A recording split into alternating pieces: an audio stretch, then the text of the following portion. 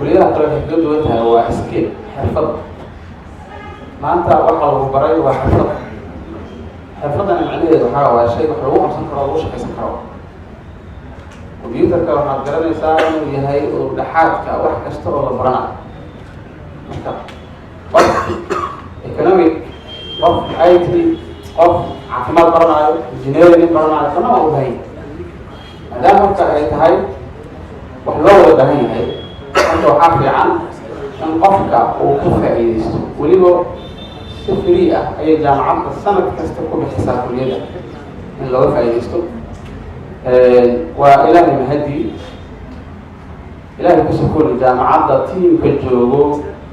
ضحى association ككلية ده بحد يبرد هواي وبرنامج الوفر حيوها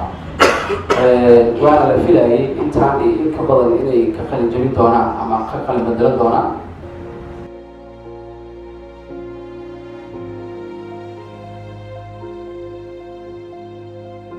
anigoo ah Xusmaan Abuukar Saalax waxaan maanta ku jiray arday dhamaysatay course socday muddo yar ay qabatay jaamacadda Frontier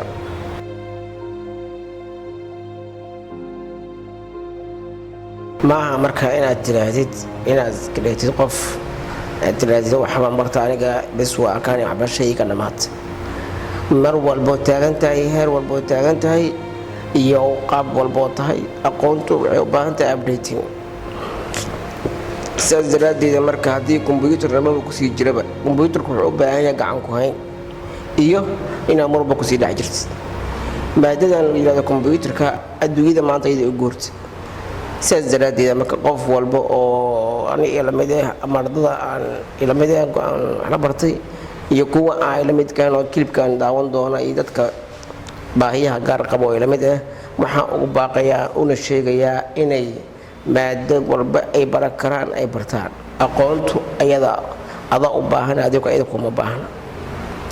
shardi ma aha inaad aqoontu waxaad baratay inaad ku hesho shaqo ama ku shaqeysatid laakiin shardi waxa ah in adiga noloshaada aad dhistid al-ilmu yu'ta wala ya'tika ilmigu waa la raadsadaa ilmina sidiisa lagu helo baryo lagu helo ina ku dhex jirtid raasatid adigu dadka weydiisid ardada wacdid xiriir la sameeysid muhiimadu waa intaas qofkii maanta shay ku bara ama jaamacad ku siisa waxbarasho yar free ku siisa waxbay ku qabatay saas daraadeeda waa u mahadcelinayaa jaamacadan insha Allah taala iyo ardada wax la bartay aad baa mahadsantiin bulshada Soomaaliyeed waxa uu sheegayaa in dadku aysan ahayn qof meesha ka dhacay nolosha ka dhacay because qofka oo bilaadanka asaga isoo dhisi karo qof walba asaga isku qaban karo naftaada qab wax uu qaban karto waa mahadsantiin. Assalaamu alaykum wa rahmatullahi.